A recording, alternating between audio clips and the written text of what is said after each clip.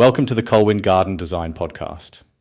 Colwyn Garden Design is a blog about sustainable and drought-tolerant garden design. You can view our blog at colwyn.com, colwynn.com.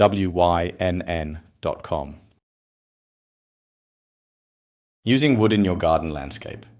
There are times when you need to build something in your garden using wood. Wood is much easier to work with than bricks, stone, or concrete. This is a great material for crafters that like to spend time in the garden. Perhaps you are looking to build a small retaining wall, build steps set into the ground, or build a raised planter box. Wood is a good choice of material for all these projects. What type of wood should I use? Wood is susceptible to rot and can be further damaged by wood-boring insects when placed on the ground. There are some types of wood that are more rot resistant and recommended for use in the garden. Cedar wood from Western red cedar, Thuja plicata. Cedar wood contains Thuja plicin, a natural self-defense against fungus and insect infestation. Cedar wood has an attractive grain and is aromatic. It is popular for use as fence pickets or siding on a gate. It is typically only sold as thin planks, making it a bad choice for structural projects. Thuja plicin can cause allergic reactions, and a filter mask is a good idea when sanding or cutting this wood. Cedar wood is a good choice for building small planter boxes. Redwood. Redwood is another wood with natural resistance to rot and insect infestation. Redwood, as the name suggests, has a red hue that create a very stylish look when stained or sealed. Redwood is available in thin planks, as well as construction-friendly sizes. Many homes in the USA were built with redwood frames in the early 20th century. The wood is so durable that many boards of redwood are reused when older homes are demolished. Redwood is my preferred choice of wood for raised planters. The tannin in redwood can dye your skin red, so always wear gloves when handling redwood.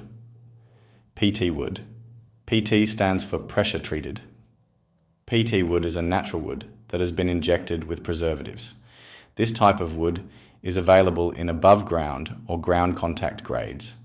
The label on the wood should state this. This type of wood is less attractive than redwood or cedar and best used only for structural elements.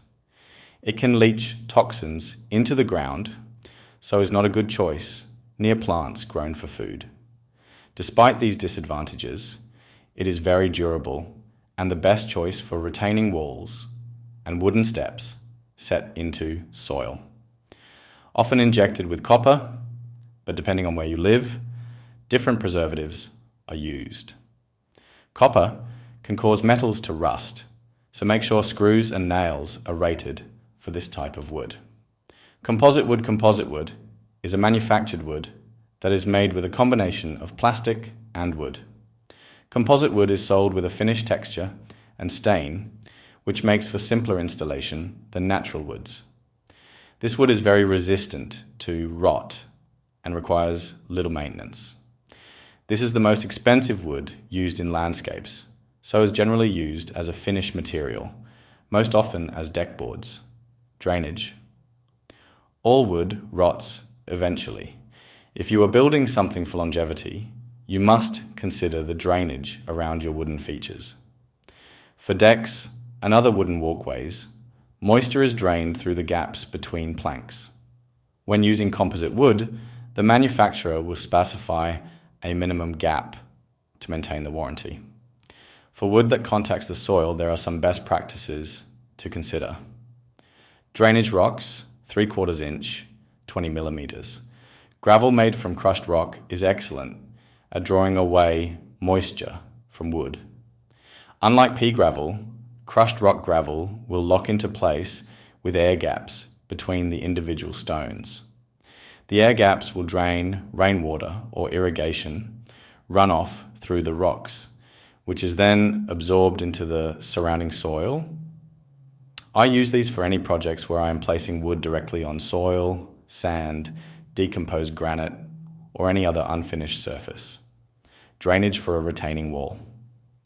For example, when placing the first row of wood for a retaining wall, I first dig out the soil beneath and fill it with at least a 3-inch depth of gravel.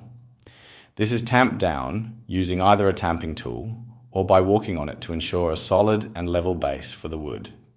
For the uphill side of the retaining wall, I place a minimum 2 inches, 50 millimeters width of rocks against the wood to prevent the soil from coming into contact with the wood. A tip for saving money. This type of gravel is used in large concrete projects. You can find this gravel for use as aggregate in the building supplies section of hardware stores for much cheaper than the rocks sold for use in the garden.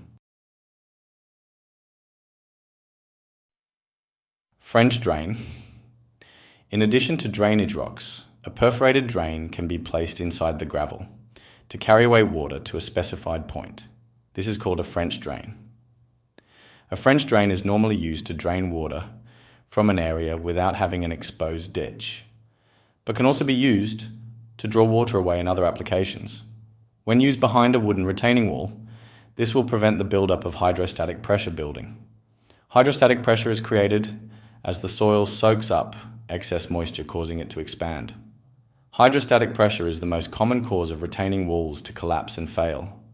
For a set of steps using wooden frames, the French drain technique can be used to collect rainwater and send it downwards towards a point away from the steps. This protects the steps from sinking into the ground and prevents decay. Wooden posts. The most common use for wood in landscaping is as a post, e.g., fences, gates, signs, pergolas. It is common for posts to be set into concrete that is poured into a hole in the ground. The downside to this is that if the wooden post rots, it is embedded into the ground and hard to repair. Furthermore, the concrete can trap moisture in the post underground, causing it to rot out of sight. A better solution is to use 3/4 inch, 20 millimeters gravel at the base of the post hole. Pour a 3-inch, 75 millimeter base of drainage rock, gravel, before placing the post, and pour concrete last. The gravel will draw moisture away from the fence so that it dries out after the concrete has set. Linseed oil. There are various sealers that are advertised for use on the ground, contact sides of wood. One of best sealers for this purpose is linseed oil. This is very effective at preventing decay. Linseed oil is less likely to leach toxins into your soil. Safe enough to use near edible plants. Be careful to only use raw linseed oil, not the boiled linseed oil, as the latter is mixed with chemicals. Raw linseed oil is not fast drying, can take 2 to 4 days to dry. So be sure to plan ahead if you are thinking of using this. This is an excellent decay prevention method when building wooden raised planters. Sealers, varnish, paint. On the outside faces of natural wood used in landscaping, it is best to apply a protective finish. Exposure to sun and moisture can tarnish the wood, even if it is resistant to decay. For PT wood or composite wood, this is not needed at time of installation and is only applied for aesthetics.